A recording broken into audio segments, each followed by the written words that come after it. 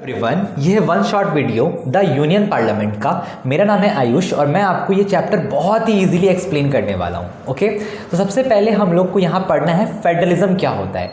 तो देखो, अलग अलग जगहों पे जो गवर्नमेंट होती है उनको अलग अलग तरीक़ों से बनाते हैं। जैसे मोनार्की है, जहाँ पे होती है वहाँ पे एक राजा के पास सारा पावर होता है। उसके बाद जहाँ डिक्टेटरशिप होता है वहाँ पे सारा पावर किसी एक इंसान के पास होता है या फिर एक ग्रुप के पास होता है। उसी तरह फेडरलिज्म एक टाइप ऑफ गवर्नमेंट है जिसमें जो सारा पावर जो होगा वो दो हिस्सों में डिवाइडेड होगा। ओके, तो फेडरल सेटअप एक ऐसा गवर्नमेंट है जिसमें जो पावर होती है वो दो हिस्सों में डिवाइड होती है। ठीक है, एक हिस्सा होता है सेंट्रल गवर्नमेंट और एक हिस्सा होता है स्टेट गवर्नमेंट। ठीक है, अब इनमें कौन से पावर्स हैं? तो लॉ बनाने का पावर हो गया, जज बनाने का पावर हो गया, जज करने का पावर हो गया, या फिर जो भी लॉज होते हैं उनको एक्सरसाइज करने का जो सारा पावर है वो दो हिस्सों में डिवाइडेड होता है, एक हिस्सा सेंट्रल और एक स्टेट। अगर बात की जाए 2025 में, तो सेंट्रल में आज भारतीय जनता पार्टी यानी बीजेपी की सरकार है। और वहीं अगर स्टेट गवर्नमेंट की बात की जाए तो हमारे यहाँ पे अलग अलग स्टेट्स हैं, तो वहाँ पे अलग अलग गवर्नमेंट्स हैं। जैसे कि अगर वेस्ट बंगाल की बात की जाए तो यहाँ पर तृणमूल कांग्रेस का है। उसी तरह अलग अलग जगहों पे स्टेट गवर्नमेंट जो होती है वो अलग अलग होती है, बट सेंट्रल गवर्नमेंट एक ही होता है।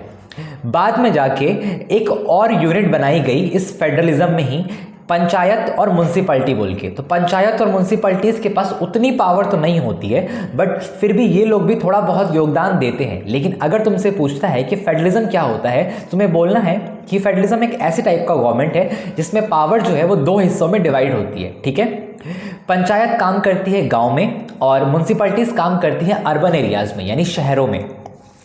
इसके बाद हमारा नेक्स्ट टॉपिक है लोकसभा। ठीक है, ये इंपॉर्टेंट है, यहाँ से क्वेश्चंस आते हैं। अब लोकसभा में टर्म कितना का होता है, यानी लोकसभा कितने साल तक के लिए बनाई जाती है? तो लोकसभा बनाया जाता है 5 साल के लिए यानी 5 ईयर्स के लिए। और अगर इमरजेंसी हो जाए, अब इमरजेंसी क्या होता है ये बाद में डिस्कस करेंगे हम लोग इसी चैप्टर में। तो अगर इमरजेंसी हो जाए तो वो 5 साल से 6 साल तक का हो जाता है, मतलब 1 ईयर जो होती है वो उसमें बढ़ा देते हैं।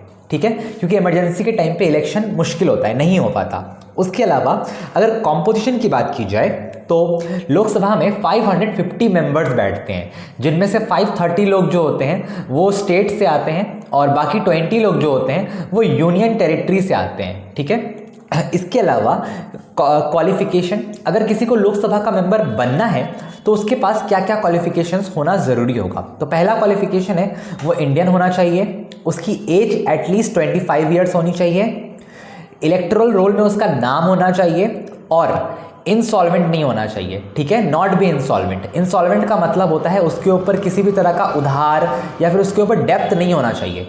ठीक है, उसके अलावा वो किसी भी ऑफिस ऑफ प्रॉफिट का मेंबर नहीं हो। ऑफिस ऑफ प्रॉफिट का मतलब होता है गवर्नमेंट जॉब उसके पास नहीं होनी चाहिए। ओके, इसके अलावा क्रिमिनल नहीं होना चाहिए और अनसाउंडेड माइंड नहीं होना चाहिए, मतलब पागल नहीं होना चाहिए। ठीक है, या दिमाग से ठीक होना चाहिए। इसके बाद हमारा टॉपिक है पार्लियामेंट्री प्रोसीजर्स। ठीक है, अब पार्लियामेंट्री प्रोसीजर का मतलब होता है कुछ फॉर्मेलिटीज़। ठीक है, जैसे हमारे स्कूल्स में अटेंडेंस होता है, फिर बेल रिंग होती है, टिफ़िन टाइम होता है, फिर छुट्टी होता है, उससे पहले फिर से प्रेयर होती है। तो ये सब क्या है? ये फॉर्मेलिटीज़ हैं। तो उसी तरह पार्लियामेंट में भी कुछ फॉर्मेलिटीज़ होती हैं, उन्हीं को बोला जाता है पार्लियामेंट्री प्रोसीजर्स। ओके, इसके बाद हम लोग टॉपिक डिस्कस करेंगे सेशंस क्या होता है। तो देखो, पार्लियामेंट में ना 3 सेशन में काम होता है, मतलब 3 सेमेस्टर्स में काम होता है। जैसे हम लोग के स्कूल में सेमेस्टर्स होते हैं, कॉलेज में सेमेस्टर होता है, उसी तरह पार्लियामेंट में भी एक तरह का सेशन होता है। तो सबसे पहला जो सेशन होता है वो होता है बजट सेशन, जो कि फरवरी और मई के बीच में होता है। मॉनसून सेशन ये जुलाई और अगस्त में होता है। और फिर होता है विंटर सेशन जो नवंबर और दिसंबर के बीच में होता है। तो इन सेशंस में पार्लियामेंट में अलग अलग काम होते हैं। तुम्हें नाम समझ में आ गया हो कि बजट सेशन में बजट पास होता है। अब बजट क्या होती है? तो देखो, हमारे देश में कितना पैसा कहाँ जाएगा, कितना पैसा एजुकेशन में लगेगा, ये सब हमारे बजट में डिसाइड होता है। ओके, इसके बाद प्रेसिडेंट जो होते हैं वो सभी सेशन को सम्मान करते हैं। अब सम्मान करने का मतलब होता है जैसे कि स्टार्टिंग में जो स्पीच देते हैं ना, जैसे प्रिंसिपल्स लोग जो होते हैं वो लोग क्लास प्रेयर के पहले या फिर प्रेयर के बीच में स्पीच देते हैं ना, तो वैसा ही प्रेसिडेंट जो होते हैं वो स्टार्ट करते हैं सभी सेशंस को। इसी को सम्मान करना कहते हैं। उसके बाद यहाँ पे एक रूल है कि जो दोनों हाउसेस होती हैं, लोकसभा और राज्यसभा, उसको साल में कम से कम 2 बार मिलना चाहिए। ठीक है, एक साथ मिलके वो लोग एक मीटिंग करते हैं जो कि साल में कम से कम 2 टाइम होना चाहिए। इसके बाद होता है कोरम। अब कोरम का मतलब होता है मिनिमम नंबर, ठीक है। जैसे कभी कभी हमारे स्कूल्स में होता है ना कि बारिश होने की वजह से या फिर स्ट्राइक होने की वजह से उतने बच्चे नहीं आ पाते, तो टीचर्स क्या करती हैं, टीचर्स बोलती हैं कि ठीक है आज हम लोग इस चैप्टर को स्टडी नहीं करेंगे, आज तुम लोग का फ्री पीरियड या फिर रिवीजन कर लो, या फिर आज का क्लास जो होता है उसको सस्पेंड कर देते हैं। तो उसी तरह लोकसभा का भी एक कोरम होता है कि इतने लोग आएंगे तो लोकसभा चलेगा, अगर नहीं आते हैं इतने लोग, एब्सेंट होते हैं किसी वजह से, तो लोकसभा सस्पेंड हो जाती है। ओके तो ये कितना नंबर है, तो ये नंबर होता है 1/10। ओके तो लोकसभा में 550 मेंबर्स होते हैं, इसका 1/10 होता है 55 मेंबर्स, ठीक है। तो लगभग 55 मेंबर्स लोकसभा में होना चाहिए, तभी हमारा जो लोकसभा है वो रन करेगा, नहीं तो सस्पेंड हो जाएगा उस दिन के लिए। इसके बाद क्वेश्चन आवर, ठीक है, ये टॉपिक भी पढ़ना है, ये हमारे सिलेबस का हिस्सा है। तो जो लोकसभा का जो फर्स्ट आवर होता है वो होता है 11 बजे से शुरू होता है, ठीक है।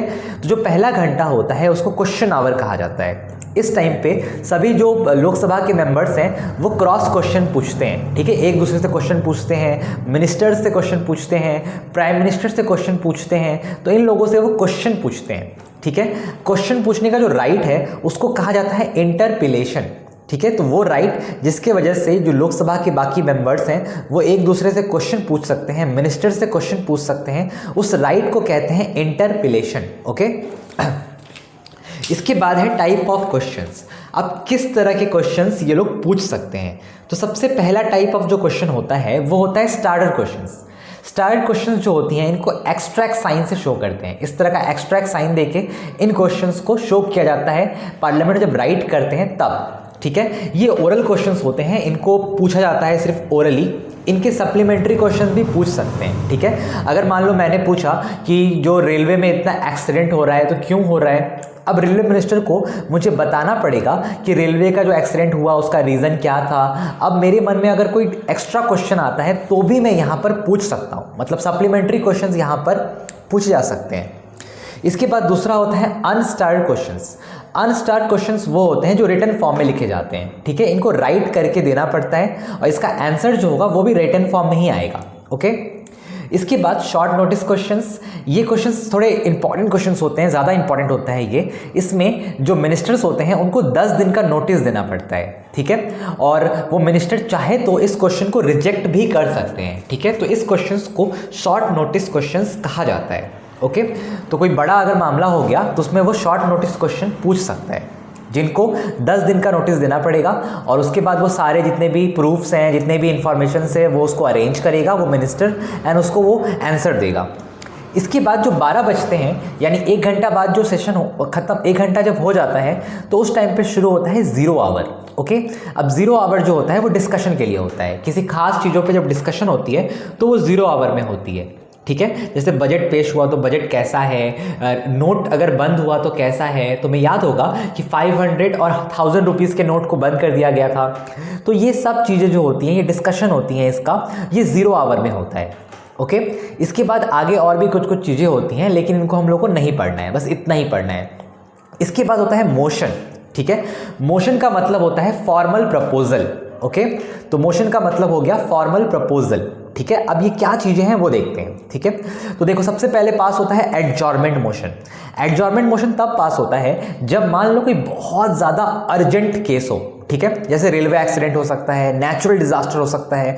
तो मान लो कि तुम नहीं चाहते कि जो हम लोग ऐसे बेकार के इतने सारे चीज़ों को करें, तो उस टाइम पे क्या होता है ना कि जो मेंबर्स होते हैं लोकसभा के वो एडजॉर्नमेंट मोशन पास करने को बोलते हैं स्पीकर को। ओके अब स्पीकर डिसाइड करते हैं वोट के हिसाब से या फिर अर्जेंसी के हिसाब से कि वो मैटर कैसा है। अगर मान लो बहुत डेंजरस मैटर हो गया, जैसे कि रेलवे एक्सीडेंट्स हो गए, नेचुरल डिजास्टर हो गया, टेररिस्ट अटैक हो गया, तो उस टाइम पे सेशन में ये जो डिबेट सेशन है, उसके बाद क्वेश्चन आवर है, इन सबको छोड़ के उस अर्जेंट टॉपिक पर ही बात की जाती है, ठीक है। तो इंपॉर्टेंट टॉपिक्स पर बात करने के लिए एडजॉर्नमेंट मोशन को पास करवाना होता है।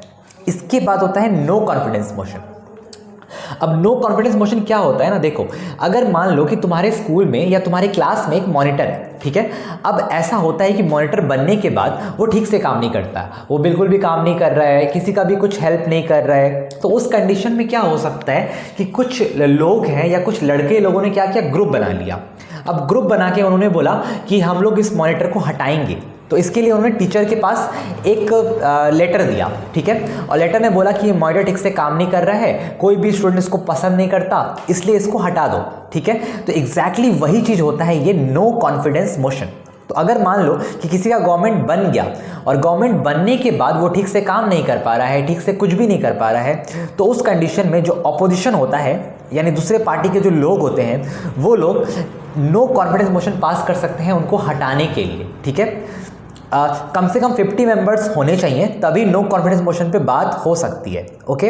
इसके बाद होता क्या है, स्पीकर जो होते हैं ना वो 10 डेज का टाइम देते हैं। जो मेजॉरिटी पार्टी होती है, जो जीती हुई पार्टी होती है, जिसका गवर्नमेंट होता है, उसको 10 दिन का टाइम मिलता है। 10 दिन के अंदर में दोबारा वोटिंग होती है पार्लियामेंट के अंदर। अगर उस पार्टी के साथ लोकसभा में 276 लोग हैं या उससे ज़्यादा लोग हैं तो वो पार्टी बनी रहती है, वो पार्टी अपना गवर्नमेंट बना के रखता है, उसको हटाते नहीं है। जैसे मान लो कि अगर मॉनिटर का वोटिंग हुआ और वो मॉनिटर को ज़्यादा लोग पसंद कर गए तो मॉनिटर बना रहेगा, तुम्हारी बात को हटा दिया जाएगा। तो इसी को नो कॉन्फिडेंस में यूज़ किया जाता है। तो अगर वो मेजॉरिटी प्रूव नहीं कर पाया यानी 276 से कम सीट्स के लोग जो हैं, कम लोग जो हैं वो इसका सपोर्ट कर रहे हैं, तो वो पार्टी हट जाती है, यानी वो गवर्नमेंट गिर जाता है, उस गवर्नमेंट को हटा दिया जाता है। और उस कंडीशन में जो दूसरी पार्टी होती है उसको चांस मिलता है कि वो अपना गवर्नमेंट फॉर्म कर सके, लेकिन उसको मेजॉरिटी प्रूफ करना पड़ता है। अब मेजॉरिटी होती है 276 मेंबर्स की, कम से कम 276 मेंबर्स तुम्हारे सपोर्ट में होने चाहिए। अगर सपोर्ट में होंगे तो नो कॉन्फिडेंस मोशन पास नहीं होगा, ओके। और अगर हो जाता है तो तुम्हारी गवर्नमेंट गिर जाएगी, यानी तुम्हें हटा दिया जाएगा गवर्नमेंट से और तुम अपोजिशन फॉर्म करोगे। इसका ऐसा पहले हो चुका है। 12th लोकसभा जब इलेक्शन हुआ, जब लोकसभा की सरकार बनी थी, 12th लोकसभा की सरकार, अटल बिहारी वाजपेयी की सरकार जो है वो एक सीट के वजह से गिरा दी गई थी, ठीक है। यानी वो अपना मेजॉरिटी प्रूव नहीं कर पाए थे और नो कॉन्फिडेंस मोशन पास हो गया और उनका जो गवर्नमेंट है वो फॉल हो गया था, ठीक है। अब नो कॉन्फिडेंस मोशन का उल्टा होता है कॉन्फिडेंस मोशन। अगर मान लो उस समय वो जो गवर्नमेंट है उसने प्रूफ कर दिया अपना मेजॉरिटी, तो वो हो गया नो कॉन्फिडेंस मोशन और वो गवर्नमेंट बना रहेगा, उस गवर्नमेंट को हटाया नहीं जाएगा, वो गवर्नमेंट काम करता रहेगा, उसके पास पावर रहेगी उस समय तक, ओके। तो नो कॉन्फिडेंस मोशन का ऑपोजिट क्या होता है, कॉन्फिडेंस मोशन। अगर वो प्रूफ कर पाते हैं मेजॉरिटी तब। इसके बाद आता है adjournment and prorogation of house. अब स्पीकर जो होते हैं ना वो किसी भी कारण से, जैसे मान लो डिसिप्लिन ब्रेक हो गया या फिर प्रॉपर कोरम पूरा नहीं हुआ, मतलब प्रॉपर इतने लोग नहीं आए, तो इस कंडीशंस में स्पीकर्स क्या करते हैं ना, सस्पेंड कर देते हैं उस पूरे सेशन को या फिर उस दिन के काम को। इसी को कहा जाता है एडजॉर्नमेंट या प्रोरोगेशन, ओके। तो सस्पेंड करना को ही बोलते हैं एडजॉर्न कर देना। इसके बाद हम लोग का टॉपिक है स्पीकर। अब स्पीकर क्या करते हैं, देखो स्पीकर जो होते हैं, जैसे इस क्लास के अंदर मॉनिटर होता है ना, वैसे ही लोकसभा के अंदर स्पीकर होता है, ओके। तो स्पीकर जो होते हैं वो प्रिसाइडिंग ऑफिसर्स होते हैं लोकसभा के। इनका काम होता है लोकसभा में सही से काम करवाना, ठीक है, डिसिप्लिन बना के रखना। और इनका रैंक सेकंड होता है, सबसे इंपॉर्टेंट होते हैं प्राइम मिनिस्टर, और प्राइम मिनिस्टर के बाद सबसे इंपॉर्टेंट होते हैं लोकसभा में स्पीकर, ओके। इनका काम है लोकसभा का काम सही से करवाना, ओके। कहीं भी डिस्टर्बेंस नहीं होने देना, डिसिप्लिन ब्रेक नहीं होने देना, सब कुछ को सही से मेंटेन करने का काम होता है स्पीकर का। इसके बाद हम लोग को पढ़ना है इलेक्शन। तो स्पीकर के जो इलेक्शन होता है ना वो कैसे होता है, तो देखो स्पीकर का जो इलेक्शन होता है वो लोकसभा के अंदर ही होता है। लोकसभा में ही किसी दो इंसानों को चूज करते हैं लोकसभा के, और वो लोग आपस में वोटिंग करते हैं और उस वोटिंग के जरिए स्पीकर को चूज किया जाता है, ओके। इसके बाद फंक्शन, स्पीकर का फंक्शन क्या है, ये इंपॉर्टेंट है, ये पिछले बार भी बोर्ड्स में आया था, ठीक है। तो स्पीकर जो होते हैं वो मीटिंग को प्रिसाइड करते हैं, मतलब मीटिंग को संचालन करते हैं। जैसे क्रिकेट में अंपायर्स होते हैं ना, वैसे ही वो लोग रूल्स डिस्कस करते हैं। उसके बाद कौन बोलेगा कौन नहीं बोलेगा ये सब भी डिसाइड स्पीकर ही करते हैं। सभी बिल पे स्पीकर का साइन होना चाहिए। बिल्स क्या होते हैं ये बाद में डिसाइड करते हैं हम लोग। इसके बाद कौन से क्वेश्चंस को हम लोग अटेंड कर सकते हैं वो सब भी डिसाइड स्पीकर से करते हैं। इसके अलावा कोई भी अगर इशू होता है तो उस पर वोट करने का अधिकार भी स्पीकर के पास होता है, अगर वो टाई हो गया तो, ठीक है। अगर मान लो वो टाई होता है मतलब 50-50 हो जाता है तो आखिरी जो वोट होता है वो स्पीकर करते हैं। इसके बाद जो नए विजिटर्स आते हैं उनको एडमिशन करने का जिम्मेदारी भी स्पीकर का होता है। अगर कोई नया मिनिस्टर आया है या अगर कोई नया लोग आए हैं जो लोकसभा के मेंबर बनेंगे, उनको भी एडमिट जो होता है वो स्पीकर ही करते हैं। इसके अलावा जितने भी पिटेंशंस होते हैं, जितने भी मोशंस होते हैं, जैसे हम लोग यहाँ नो कॉन्फिडेंस मोशन को पढ़े थे, इन सब को स्पीकर्स ही रिसीव करते हैं, स्पीकर को ही देना पड़ता है। इसके अलावा स्पीकर जो होते हैं वो एक्स ऑफिशियल चेयरमैन होते हैं बहुत सारी कमिटीज़ का। तो लोकसभा में अलग अलग कमेटी होता है, railway committee, education committee, trade committees, ऐसे अलग अलग कमिटीज़ होती हैं, मंडला कमेटी, इनका काम होता है अलग अलग। तो इन कमिटीज़ के एक्स ऑफिशियल चेयरमैन होते हैं हमारे स्पीकर, ठीक है। इसके अलावा दूसरे चेयरमैन जो होते हैं, जैसे मान लो कि कोई मंडला कमेटी हो गया, उसके चेयरमैन कोई एक्स नाम का इंसान है, तो इनको अपॉइंट करने का जिम्मेदारी भी स्पीकर के पास होता है, ओके। तो ये स्पीकर का जो फंक्शन है वो सही से पढ़ना, बिकॉज स्पीकर के फंक्शन बहुत बार एग्जाम्स में आते हैं। इसके बाद हमारा नेक्स्ट टॉपिक पढ़ना है जो कि है राज्यसभा। राज्यसभा को अपर हाउस कहा जाता है और इसको द काउंसिल ऑफ स्टेट भी कहा जाता है। वहीं लोकसभा को द हाउस ऑफ पीपल बोलते हैं, ओके। कॉम्पोजिशन कितनी होती है लोकसभा में, तो राज्यसभा में 250 मेंबर्स आते हैं, 238 आते हैं इलेक्टेड एंड 12 मेंबर्स को नॉमिनेट किया जाता है। कौन नॉमिनेट करता है? प्रेसिडेंट, ठीक है। जैसे पिछले बार अमिताभ बच्चन, सचिन तेंदुलकर, लता मंगेशकर, इन लोगों को नॉमिनेट कराया गया था, ओके। तो साइंस के फील्ड में, एजुकेशन के फील्ड में, या फिर हेल्थ केयर के फील्ड में, या फिर आर्ट के फील्ड में, या पोइट्री के फील्ड में, या फिर स्पोर्ट्स के फील्ड में, जो भी लोग सबसे अच्छा काम करते हैं, देश का नाम रोशन करते हैं, उनको प्रेसिडेंट जो होते हैं वो नॉमिनेट करते हैं राज्यसभा में। और बाकी 238 मेंबर्स जो होते हैं उनको इलेक्ट करवाया जाता है, मतलब उनका वोटिंग होता है, सभी राज्यसभा इलेक्शंस होती हैं उनमें, उसमें जब वो जीत जाते हैं तब उनको मौका मिलता है। जो राज्यसभा के लोग होते हैं वो विधानसभा से आते हैं, ठीक है। तो हर स्टेट का अपना एक इलेक्शन होता है, उस स्टेट के इलेक्शन को विधानसभा इलेक्शन बोला जाता है, ठीक है। 2 इलेक्शंस होते हैं, एक होता है लोकसभा इलेक्शन और एक होता है विधानसभा इलेक्शन। तो विधानसभा इलेक्शंस राज्यसभा के लिए होते हैं और वहीं जो लोकसभा इलेक्शन होता है वो लोकसभा के लिए होता है। टर्म कितना का होता है राज्यसभा का?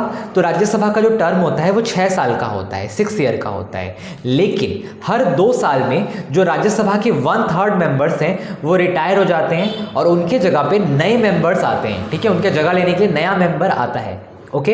अब यहाँ नंबर्स अलग अलग होते हैं, जितना बड़ा स्टेट होगा, जितना स्टेट का पॉपुलेशन होगा, उस स्टेट से उतना ही मेंबर आएंगे। जैसे उत्तर प्रदेश बहुत बड़ा है तो उससे ज़्यादा नंबर्स के लोग आते हैं, और वहीं सिक्किम छोटा है तो उससे कम लोग आते हैं, ओके। क्वालिफिकेशन क्या है? तो एग्जैक्ट वही क्वालिफिकेशंस हैं जो हमारी लोकसभा में थे। पहला इंडियन होना चाहिए, दूसरा एज जो है वो 30 ईयर से ज़्यादा होना चाहिए एटलीस्ट, उसके अलावा उनका नाम इलेक्टोरल रोल में होना चाहिए, उसके बाद इनसॉल्वेंट नहीं होना चाहिए, कोई भी ऑफिस ऑफ प्रॉफिट का हिस्सा नहीं होना चाहिए, मतलब गवर्नमेंट जॉब का हिस्सा नहीं होना चाहिए, अनसाउंडेड माइंड नहीं होना चाहिए, मतलब पागल या फिर मेंटल नहीं होना चाहिए, और क्रिमिनल नहीं होना चाहिए। तो ये सब अगर क्वालिफिकेशन है तो वो राज्यसभा का मेंबर बन सकता है।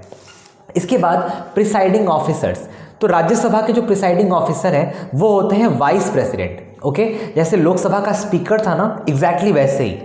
तो वाइस प्रेसिडेंट होते हैं लोकसभा के प्रिसाइडिंग ऑफिसर्स। ये वोट नहीं कर सकते, इनको वोट देने का अधिकार सिर्फ तभी होता है जब टाई हो जाए, मतलब 50-50 हो जाए, तब इनको वोट देने का राइट होता है, ओके। स्पीकर का भी सेम था। इसके अलावा एक और लोग होते हैं, इनको बोलते हैं डेप्यूटी चेयरमैन। ये भी राज्यसभा में चुने जाते हैं, सेम उनके अंदर में अपना इलेक्शन होता है। तो इंटरनल इलेक्शन के जरिए डेप्यूटी चेयरमैन चुना जाता है। अगर मान लो वाइस प्रेसिडेंट नहीं आए हैं, एब्सेंट हो गए हैं, तो उनका सारा काम डेप्यूटी चेयरमैन करते हैं, okay. Power and function of union parliaments, अब जो पार्लियामेंट होता है यानी जो लोकसभा और राज्यसभा होती है, अगर तुम्हें पता होगा कि हमारा जो पार्लियामेंट है उसका 2 पार्ट था, एक था लोकसभा और एक था राज्यसभा, जिसको हम लोग अभी पहले पढ़ चुके हैं, ठीक है। तो अभी जो पार्लियामेंट है इसका काम क्या है, फंक्शन क्या है इसका? तो देखो, पार्लियामेंट में ही सभी बिल पास होते हैं। अब बिल क्या होता है? अगर कोई भी देश में लॉ बनता है ना, जीएसटी लागू करने का लॉ या फिर कोई भी जो लॉ बनता है, वो लॉ पास करने के पहले उसको बिल कहा जाता है। ओके सबसे पहले वो लोकसभा में पास होगा, ठीक है। लोकसभा के अगर ज़्यादातर लोग उसका सपोर्ट करते हैं तो वो लोकसभा में पास हो जाएगा। ओके लोकसभा में पास होने के बाद वो जाएगा स्पीकर के पास, स्पीकर के साइन होने के बाद वो जाता है राज्यसभा में। अब राज्यसभा में उसको लेकर डिस्कशन होती है और अगर वो वहाँ पर भी उसको ज़्यादातर लोग पसंद करते हैं तो उस पर वाइस प्रेसिडेंट या फिर डिप्यूटी चेयरमैन साइन करते हैं और डिप्यूटी चेयरमैन के साइन करने के बाद वो जाता है प्रेसिडेंट के पास और प्रेसिडेंट उसको साइन करते हैं और इसी के साथ वो लॉ बन जाता है। ओके तो ऐसे करके बिल जो होती है वो लॉ बनती है। बिल एक डॉक्यूमेंट होगा जिसमें लिखा होगा क्या करना है, पहले वो लोकसभा में पास होगा, फिर राज्यसभा में एंड देन लास्ट में जाके वो प्रेसिडेंट के पास साइन होगा और वो लॉ बन जाएगा। अब यहाँ पे देखो अलग अलग लिस्ट है जिनमें काम होता है। तो जो लोकसभा के लोग हैं यानी सेंट्रल गवर्नमेंट जो होती है उसके पास क्या क्या पावर होता है, वो किस किस चीज़ों पर डिसीजन ले सकती है। जो सेंट्रल गवर्नमेंट होती है वो यूनियन लिस्ट के ऊपर डिसीजन ले सकता है। ओके तो आज के टाइम पे जो बीजेपी की गवर्नमेंट है वो किस किस चीज़ों पर डिसीजन ले सकती है। तो पहला डिफेंस, फॉरेन अफेयर्स, बैंकिंग और कम्युनिकेशन, ठीक है। तो डिफेंस मतलब हो गया तुम्हारे आर्मी, उसके बाद नेवी, एयरफोर्स, ये सब। फॉरेन अफेयर्स का मतलब होता है दूसरे देश के साथ हमारा क्या रिलेशन होगा, हम लोग उससे सामान खरीदेंगे या नहीं खरीदेंगे, ये सब डिसाइड भी यूनियन लिस्ट में ही होता है। ओके तो ये डिसाइड करने का पावर सेंट्रल गवर्नमेंट के पास होता है। उसके बाद आता है स्टेट लिस्ट, इसको डिसाइड करने का पावर या इसको कंट्रोल करने का पावर स्टेट के पास होता है, स्टेट गवर्नमेंट के पास होता है। इसमें आता है एग्रीकल्चर, पब्लिक हेल्थ, उसके बाद पुलिस, लोकल गवर्नमेंट, ये सब। ओके और उसके अलावा एक होता है कॉन्करेंट लिस्ट जिसको दोनों डिसीजन ले सकते हैं। ओके सेंट्रल गवर्नमेंट डिसीजन ले सकता है उसमें और स्टेट गवर्नमेंट भी उसमें डिसीजन ले सकता है। तो वो होता है trade, education and foreign list, ठीक है। ये सब मिल के काम करते हैं। ओके इसके बाद हमारा होता है इमरजेंसी। अब इमरजेंसी कब लागू होती है, देखो अगर कभी भी किसी कॉन्स्टिट्यूशन हमारा पूरा ख़त्म हो जाए, मान लो देश में पूरा झगड़ा हो जाए, दंगा हो जाए या फिर देश में कुछ ऐसा कंडीशन आ जाए जिसमें कॉन्स्टिट्यूशन को फॉलो नहीं किया जा सकता, ठीक है, तो उस कंडीशन को बोला जाता है इमरजेंसी सिचुएशन। अगर कॉन्स्टिट्यूशन ही खराब हो जाए, कॉन्स्टिट्यूशन के लॉज को ब्रेक कर दिया जाए तो उस कंडीशन को कहते हैं इमरजेंसी सिचुएशन। ओके इस टाइम पे पार्लियामेंट जो होती है वो सभी मैटर्स में लॉ बना सकती है और बहुत जल्दी जल्दी लॉ बना सकती है। बिकॉज अगर इमरजेंसी के टाइम पे हम लोगों ने लॉ बनाने में देरी किया तो बहुत मुश्किल हो सकता है, क्योंकि इमरजेंसी कब होती है, जब कोई मान लो टेररिस्ट अटैक हो जाए या फिर मान लो कोई पेंडेमिक आ जाए या मान लो कुछ ऐसा कंडीशन आ जाए कि देश को सही से चलाया नहीं जा सकता, कोई वॉर हो जाए, तो उस कंडीशंस में जो इमरजेंसी होती है वो लागू कर दी जाती है, ठीक है। ये भी लोकसभा में ही लागू होता है। इसके बाद फाइनेंशियल पावर्स भी होती हैं। तो लोकसभा में बजट पास होता है। ओके देश में कितना पैसा कहाँ खर्चा होगा ये सब डिसाइड बजट में होता है और ये लोकसभा में होता है। तुमने पढ़ा था ना बजट सेशन कब होता है, उस सेशन में ही ये बजट डिसाइड होता है। उसके अलावा सप्लीमेंट्री ग्रांट्स जो होती हैं ये भी पास होती हैं। अब सप्लीमेंट्री ग्रांट का मतलब होता है कहीं पर अगर एक्स्ट्रा पैसा चाहिए, जैसे मान लो एजुकेशन में या फिर हेल्थ केयर में, जैसे कोरोना वायरस आया था तो हॉस्पिटल्स बनाने के लिए एक्स्ट्रा पैसा लिया गया था, तो उस तरह के जो एक्स्ट्रा पैसे हैं उनको सप्लीमेंट्री ग्रांट्स कहा जाता है।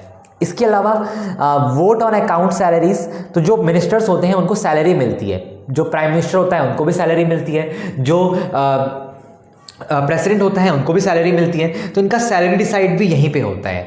उसके बाद टैक्सेस को परमिशन भी यहीं मिलती है। एक कॉमन टैक्स का बात किया जाए तो जीएसटी, ठीक है, तो जीएसटी को भी परमिशन यहीं से मिला है। ये इसके फाइनेंशियल पावर्स हैं यूनियन पार्लियामेंट का। उसके बाद जुडिशियल पावर्स क्या हैं, तो जुडिशियल पावर्स हैं हमारे यहाँ पे इम्पीचमेंट ऑफ प्रेसिडेंट। प्रेसिडेंट को हटाना बहुत मुश्किल होता है। ओके तो इसमें प्रेसिडेंट को अगर हटाना है तो इम्पीचमेंट करना पड़ता है। इम्पीचमेंट में कम से कम 2/3 लोग जो हैं पूरे पार्लियामेंट के, ठीक है, लोकसभा राज्यसभा के पूरे 2/3 लोग, ओके मतलब जितने भी लोग हैं उनमें से 2/3 लोग अगर राजी होते हैं तब जाके प्रेसिडेंट को हटाया जाता है। आज तक प्रेसिडेंट को कभी इस तरह से हटाया नहीं जा पाया है। ओके आज तक इंडिया के हिस्ट्री में ऐसा कभी नहीं हुआ है। इसके बाद किसी जज को रिमूव करना है अगर, चाहे वो सुप्रीम कोर्ट का हो चाहे वो हाई कोर्ट का हो, उसके लिए भी इम्पीचमेंट करना पड़ता है। उसके लिए भी इस तरह से 2/3 मेजॉरिटी को प्रूव करना पड़ता है, जो कि बहुत रेयर है। आज तक इंडिया में सिर्फ एक जज को ही हटाने का कोशिश किया गया था, लेकिन 2/3 मेजॉरिटी प्रूव नहीं हो पाई तो उनको हटाया नहीं जा पाया। इसके अलावा इलेक्टोरल फंक्शंस क्या हैं, तो प्रेसिडेंट को इलेक्ट करना ये भी हमारे पार्लियामेंट में होती है। वाइस प्रेसिडेंट को भी पार्लियामेंट में ही इलेक्ट करते हैं। उसके बाद स्पीकर, डेप्यूटी चेयरमैन, इन सभी को पार्लियामेंट के अंदर ही इलेक्शन होता है इनका और इनको इलेक्ट किया जाता है। इसके बाद अमेंडमेंट्स ऑफ द कॉन्स्टिट्यूशंस, अगर कॉन्स्टिट्यूशन के अंदर कुछ चेंज करना है, मान लो कॉन्स्टिट्यूशन में कोई लॉ ऐड करना है या किसी लॉ को हटाना है, तो उसका जो होता है वो दोनों हाउसेज में होते हैं, मतलब जो लोकसभा और राज्यसभा है वो दोनों जगहों पे मीटिंग होती है, उन सबके साथ मीटिंग होती है, और अगर 2/3 लोग राज़ी हैं तो वो उस अमेंडमेंट को लागू कर दिया जाता है, यानी उस लॉ को हमारे जो कॉन्स्टिट्यूशन है उसमें ऐड कर देते हैं। उसके बाद कंट्रोल ओवर एग्जीक्यूटिव्स, ये हमारा पूरा एक टॉपिक है। अब जो एग्जीक्यूटिव्स होते हैं जैसे प्राइम मिनिस्टर हो गया, उसके बाद चीफ मिनिस्टर्स हो गए, इनको एग्जीक्यूटिव्स कहा जाता है। अब इन एग्जीक्यूटिव्स को कैसे कंट्रोल करते हैं, देखो लोकसभा में इनसे सवाल पूछे जाते हैं, ओके। अगर ये सवाल का जवाब नहीं दे पाएंगे तो ऐसा लगेगा ना कि इनके ऊपर लो कॉन्फिडेंस कम है, तो देखो वहाँ पे नो कॉन्फिडेंस मोशन बोल के एक चीज़ था। तो अगर मिनिस्टर्स को लोग पसंद नहीं करेंगे, लोकसभा के लोग पसंद नहीं करेंगे, तो उनको हटा दिया जाएगा। तो ऐसे करके ही जो काउंसिल ऑफ मिनिस्टर्स हैं उनसे सवाल पूछकर, उनके against no confidence motion pass करके या फिर एडजॉर्नमेंट मोशन पास करके या फिर किसी और तरीक़ों से कंट्रोल करते हैं ताकि वो काम करते रहे।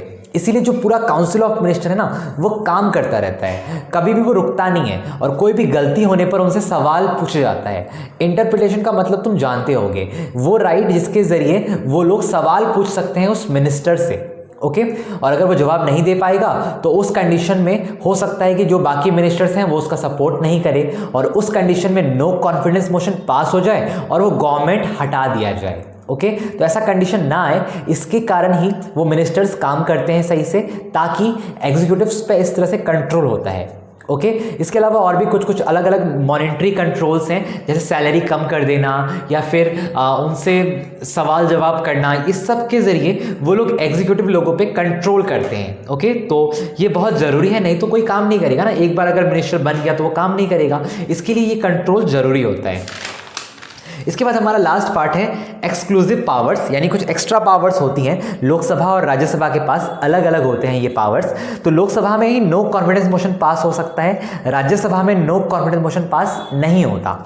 इसके बाद मनी बिल, जिसको हम लोग बजट बोलते हैं, वो भी सिर्फ लोकसभा में ही पास होता है। इसके अलावा लोकसभा के पास थोड़ा ज़्यादा पावर होता है, अगर कभी डेडलॉक हो जाए, या फिर डेडलॉक का मतलब होता है कि राज्यसभा जो है वो बात नहीं मान रहा है, ठीक है, राज्यसभा उसको सपोर्ट नहीं कर रहा है, लेकिन लोकसभा उसको सपोर्ट कर रहा है, तो इस कंडीशन में लोकसभा जीत जाएगा और लोकसभा की बात मानी जाएगी और लोकसभा का जो बात है वो आगे कराया जाएगा।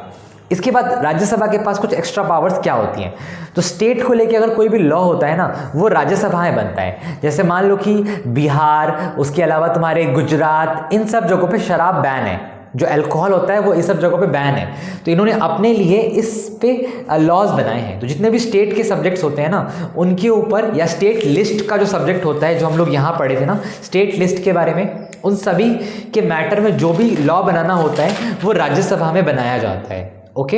इसके अलावा 2/3 मेजॉरिटी से राज्यसभा में रिजोल्यूशन पास भी होता है। अगर मान लो कोई लॉ पास करना है या फिर कुछ ऐसा बदलना है तो 2/3 मेजॉरिटी चाहिए होती है, क्योंकि यहाँ पे कम लोग रहते हैं ना, इसीलिए। उसके बाद कोई अगर न्यू सर्विस होती है, जैसे मान लो कि एजुकेशन में कोई नया डिपार्टमेंट बनाया गया, या फिर हेल्थ केयर में कोई नया डिपार्टमेंट बनाया गया, या फिर ऐसा कोई भी कंडीशन आता है जिसमें कुछ नया डिपार्टमेंट बनाया जाए, तो उसमें नया सर्विस बनाने का हक भी होता है राज्यसभा के पास, लेकिन 2/3 मेजॉरिटी पास करवाना पड़ेगा।